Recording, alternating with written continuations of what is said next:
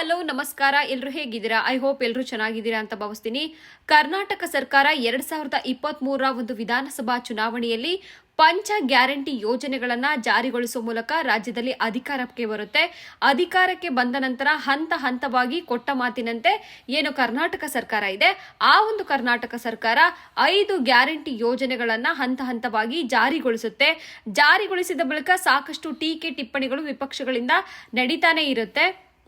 ಆದರೆ ಈ ಎಲ್ಲಾ ಟೀಕೆ ಟಿಪ್ಪಣಿಗಳ ನಡುವೆ ರಾಜ್ಯ ಸರ್ಕಾರ ಕೊಟ್ಟ ಮಾತಿನಂತೆ 5 ಗ್ಯಾರಂಟಿ ಯೋಜನೆಗಳನ್ನ ಜಾರಿಗೊಳಿಸುತ್ತೆ. ಅದರಲ್ಲಿ ಪ್ರಮುಖವಾಗಿರುವಂತದ್ದು ಗೃಹಲಕ್ಷ್ಮಿ ಯೋಜನೆಗೆ ಸಂಬಂಧಿಸಿದಂತೆ ಸಾಕಷ್ಟು ಟೀಕೆಗಳ ನಡುವೆ ರಾಜ್ಯ ಸರ್ಕಾರ ಏನ್ ಹೇಳುತ್ತೆ, 2,000 ರೂಪಾಯಿ ಹಣದಿಂದ ಮಹಿಳೆಯರನ್ನ ಆರ್ಥಿಕವಾಗಿ ಸ್ವಾವಲಂಬಿಗಳಾಗಿ ಮಾಡಬೇಕು ಎನ್ನುವಂತ ಒಂದು ಉದ್ದೇಶದಿಂದಾಗಿ ನಾವು 2,000 ರೂಪಾಯಿ ಹಣವನ್ನ ನೀಡಿದ್ದೇವೆ ಎನ್ನುವಂತ ಒಂದು ಮಾತನ್ನ ಮುಖ್ಯಮಂತ್ರಿ ಸಿದ್ದರಾಮಯ್ಯನವರು ಸ್ಪಷ್ಟಪಡಿಸ್ತಾರೆ. ಆದ್ರೆ ಇದೀಗ ದೇಶದ ಜನತೆಗೆ, ಅದರಲ್ಲೂ ಈ ಒಂದು ಜಿಲ್ಲೆಗೆ ಮಹಿಳೆಯರಿಗೆ ಕೇಂದ್ರ ಸರ್ಕಾರ ಭರ್ಜರಿಯಾದಂತಹ ಒಂದು ಗುಡ್ ನ್ಯೂಸ್ ಅನ್ನ ನೀಡಿದೆ ಅಂತಾನೆ ಹೇಳ್ಬೋದು. ಈಗಾಗಲೇ ಏನು ಕೇಂದ್ರ ಸರ್ಕಾರ ಇತ್ತೀಚೆಗಷ್ಟೇ GSTಗೆ ಸಂಬಂಧಿಸಿದಂತೆ ದೇಶದ ಜನರಿಗೆ ಗುಡ್ ನ್ಯೂಸ್ ಅನ್ನ ಕೊಟ್ಟಿದ್ರು, ಇದೀಗ ಮಹಿಳೆಯರಿಗೆ ಭರ್ಜರಿ ಗುಡ್ ನ್ಯೂಸ್ ಅನ್ನ ಕೊಟ್ಟಿದ್ದಾರೆ. ಈ ಮೂಲಕ ಈ ಒಂದು ಯೋಜನೆಯಿಂದಾಗಿ ಮಹಿಳೆಯರ ಒಂದು ಖಾತೆಗೆ ಬರೋಬ್ಬರಿ 10,000 ಸಿಗಲಿದೆ. ಯಾವೆಲ್ಲ ಮಹಿಳೆಯರಿಗೆ ಈ ಒಂದು 10,000 ರೂಪಾಯಿ ಹಣ ಸಿಗಲಿದೆ ಎನ್ನುವಂತ ಒಂದು ಮಾಹಿತಿಯನ್ನ ಈ ವಿಡಿಯೋದಲ್ಲಿ ನಾನು ನಿಮಗೆ ಕೊಡ್ತಾ ಹೋಗ್ತೀನಿ.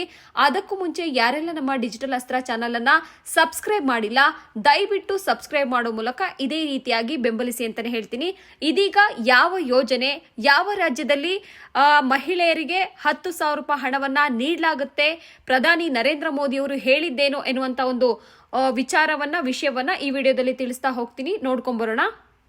ಪ್ರಧಾನಿ ನರೇಂದ್ರ ಮೋದಿ ನೇತೃತ್ವದ NDA ಸರ್ಕಾರವು ಈಗಾಗಲೇ GSTಗೆ ಸಂಬಂಧಿಸಿದಂತೆ ದೇಶಾದ್ಯಂತ ಜನರಿಗೆ ಈಗಾಗಲೇ ಭರ್ಜರಿ ಗುಡ್ ನ್ಯೂಸ್ ಅನ್ನ ಕೊಟ್ಟಿದೆ. ಇದರ ನಡುವೆ ಬಿಹಾರ ವಿಧಾನಸಭಾ ಚುನಾವಣೆ ಬೆನ್ನಲ್ಲೇ ಮತ್ತೊಂದು ಮಹತ್ವದ ಒಂದು ಗುಡ್ ನ್ಯೂಸ್ ಅನ್ನ ಪ್ರಧಾನಿ ನರೇಂದ್ರ ಮೋದಿ ಅವರು ಕೊಟ್ಟಿರುವಂತದ್ದು. ಈಗಾಗಲೇ ಕರ್ನಾಟಕ ಸೇರಿದಂತೆ ಹಲವು ರಾಜ್ಯಗಳಲ್ಲೂ ಸಹ ಗ್ಯಾರಂಟಿ ಯೋಜನೆಗಳನ್ನ ಜಾರಿಗೆ ತರ್ತಾ ಇದ್ದಾರೆ. ಅಂದ್ರೆ ಬೇರೆ ಬೇರೆ ಹೆಸರಿನಲ್ಲಿ ಮಹಿಳೆಯರಿಗಾಗಿರ್ಬೋದು, ಯುವ ಸಮುದಾಯವನ್ನ ಸೆಳೆಯುವಂತ ನಿಟ್ಟಿನಲ್ಲಿ ಹಲವು ಯೋಜನೆಗಳನ್ನ ಈಗಾಗಲೇ ಜಾರಿಗೊಳಿಸಿರುವಂತದ್ದು.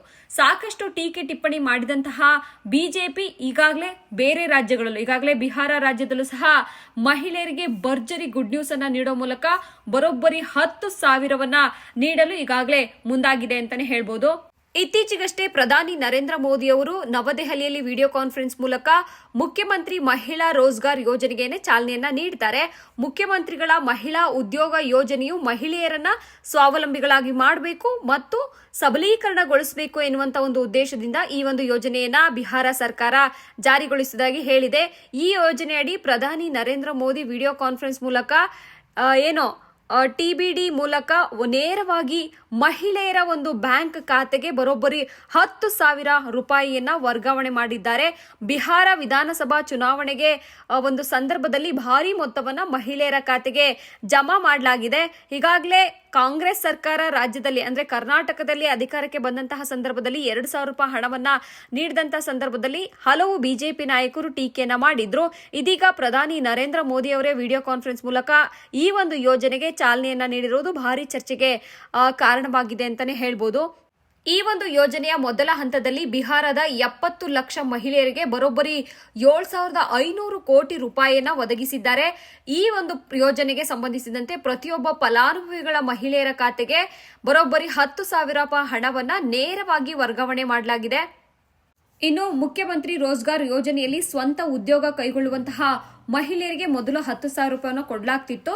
ಅದೇ ಅಲ್ಲದೆ ಬಿಸ್ನೆಸ್ ಯಶಸ್ವಿಯಾಗಿ ಅದು ವಿಸ್ತರಣೆ ಮಾಡಬೇಕು ಎನ್ನುವಂತ ನಿಟ್ಟಿನಲ್ಲಿ 2 ಲಕ್ಷ ರೂಪಾಯಿಗಳನ್ನ ಧನ ಸಹಾಯ ಕೊಡಲಾಗ್ತಿತ್ತು.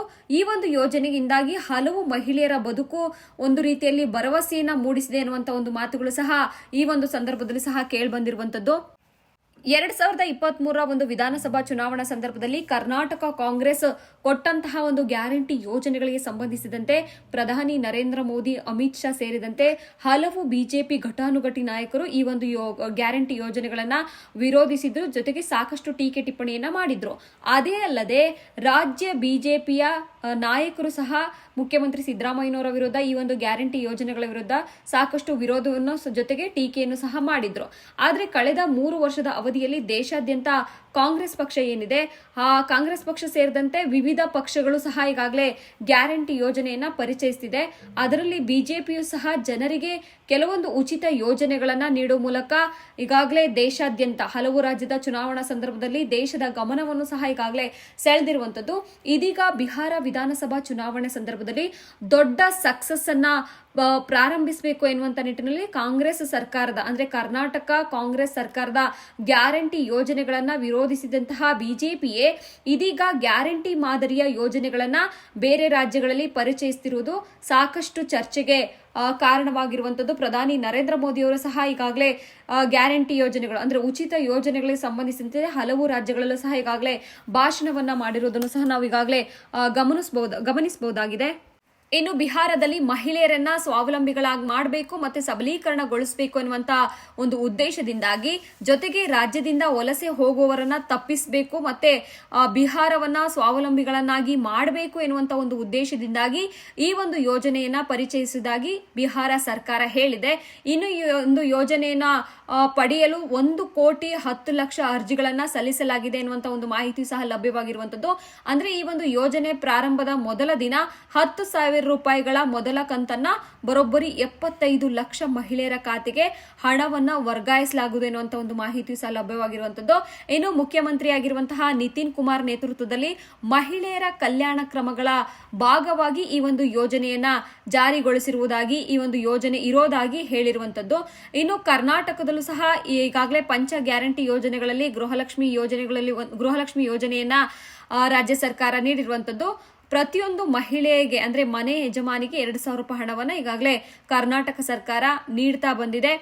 ಆದ್ರೆ ಈ ಒಂದು ಯೋಜನೆಯನ್ನ ಈ ಒಂದು ಬಿಹಾರ ಅನುಷ್ಠಾನ ಮಾಡಿದ್ದಕ್ಕೆ ಕರ್ನಾಟಕ ಸೇರಿದಂತೆ ವಿವಿಧ ರಾಜ್ಯಗಳು ಈಗಾಗಲೇ ವಿರೋಧವನ್ನ ವ್ಯಕ್ತಪಡಿಸಿರುವಂತದ್ದು. ಅಂದ್ರೆ ದೇಶದ ವಿವಿಧ ರಾಜ್ಯಗಳಿಂದ ಸಂಗ್ರಹವಾದ ತೆರಿಗೆ ಹಣವನ್ನ ಬಿಹಾರಕ್ಕೆ ಬಳಕೆ ಮಾಡಲಾಗ್ತಿದೆ ಎನ್ನುವಂತ ಒಂದು ಮಾತುಗಳನ್ನ ಹಲವು ರಾಜ್ಯದ ಕಾಂಗ್ರೆಸ್ ನಾಯಕರು ಸಹ ಹೇಳಿರುವಂತದ್ದು. ಯಾಕಂದ್ರೆ ಈ ಹಿಂದೆ ರಾಜ್ಯದಲ್ಲಿ ಏನು ಕರ್ನಾಟಕದಲ್ಲಿ ಪಂಚ ಗ್ಯಾರಂಟಿ ಯೋಜನೆಗಳನ್ನ ಜಾರಿಗೆ ತಂದಾಗ ಸಾಕಷ್ಟು ಟೀಕೆ ಟಿಪ್ಪಣಿಯನ್ನ ಮಾಡಿದ್ರು. ಎಲ್ಲ ಒಂದ್ ಕಡೆ ಜನರನ್ನ ದುಡಿಯುವ ಕೈಗಳಿಗೆ ಕೆಲಸ ಇಲ್ಲದಂತ ಮಾಡಬೇಕು ಅನ್ನುವಂತ ನಿಟ್ಟಿನಲ್ಲಿ ಕಾಂಗ್ರೆಸ್ ಮುಂದಾಗಿದೆ ಅನ್ನುವಂತ ಒಂದು ಅಪಪ್ರಚಾರ ಮಾಡಿದ್ರು ಅನ್ನುವಂತ ಒಂದು ಮಾತನ್ನ ಮುಖ್ಯಮಂತ್ರಿ ಸಿದ್ದರಾಮಯ್ಯನವರು ಹೇಳಿದ್ರು. ಹೀಗಾಗಿ ಸಾಕಷ್ಟು ಟೀಕೆ ಟಿಪ್ಪಣಿ ಮಾಡಿದ್ರು. ಉಚಿತ ಯೋಜನೆಗಳಿಂದಾಗಿ ಜನರು ಸರಿಯಾಗಿ ಉದ್ಯೋಗವನ್ನ ಮಾಡಲ್ಲ ಅನ್ನುವಂತ ಒಂದು ಹೇಳಿಕೆಯನ್ನ ಬಿಜೆಪಿಯ ಹಲವು ನಾಯಕರು ನೀಡಿದ್ರು. ಇದೀಗ ಅಧಿಕಾರಕ್ಕೆ ಬರಬೇಕು ಎನ್ನುವಂತ ಒಂದು ಅಧಿಕಾರದಾಸೆಯಿಂದಾಗಿ ಈಗಾಗಲೇ ಕಾಂಗ್ರೆಸ್ ವಿವಿಧ ರಾಜ್ಯಗಳಲ್ಲಿ ತಂದಂತಹ ಉಚಿತ ಯೋಜನೆಯನ್ನ ಬಿಜೆಪಿಯು ಸಹ ವಿವಿಧ ರಾಜ್ಯಗಳಲ್ಲಿ ಕೊಡ್ತಾ ಬರ್ತಾ ಇದೆ.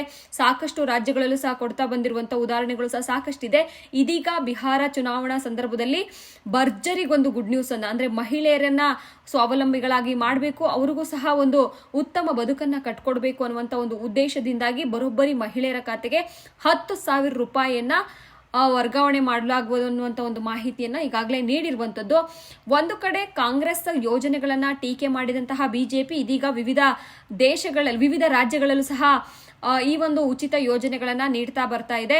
ಈ ಒಂದು ಯೋಜನೆಗೆ ಸಂಬಂಧಿಸಿದಂತೆ ನಿಮ್ಮ ಅಭಿಪ್ರಾಯ ಏನು ಎನ್ನುವುದನ್ನ ಕಾಮೆಂಟ್ ಬಾಕ್ಸ್ ನಲ್ಲಿ ತಿಳಿಸಿ. ಮತ್ತೆ ಸಿಗೋಣ. ಧನ್ಯವಾದ.